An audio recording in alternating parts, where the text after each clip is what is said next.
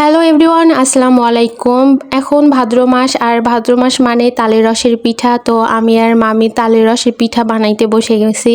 প্রথমে গুড় নিয়ে নেই, তারপরে তালের রসগুলো নেই। তালের রসটা আগে থেকেই প্রসেসিং করা ছিল। একটু লবণ দিয়ে নেই। গুড় আর তালের রসটা ভালোভাবে মিশে নেই, যেন দানা দানা না থাকে। পরিমাণ অনুযায়ী গুড় আর তালের রসটা নেবেন। আমরা যেহেতু অনেকগুলো পিঠা বানাবো, সেজন্য বেশি করে তালের রসটা নেই। তারপর চালের গুঁড়া নেই, এটাও হচ্ছে আপনাদের পরিমাণ অনুযায়ী নেবেন।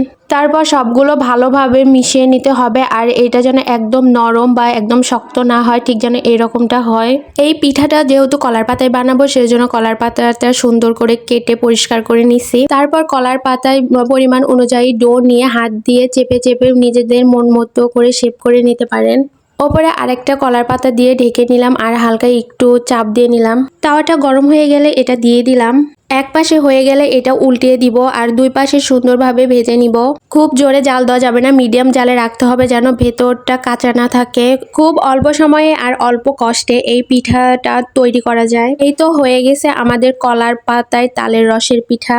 এই পিঠাটা মানুষ রাতে তৈরি করে আর সকালে খায়, কারণ ঠান্ডা হয়ে গেলে এই পিঠাটা অনেক বেশি মজা লাগে। আমার আব্বুর প্রিয় পিঠা এটা, আর আমারও অনেক বেশি ভালো লাগে। পিঠাটা একদম পারফেক্ট হয়েছে। এই ছিল আমার কলার পাতায় তালের রসের পিঠা। যাই হোক, সবাই ভালো থাকবেন আর আমার জন্য বেশি বেশি দোয়া করবেন। আল্লাহ হাফেজ।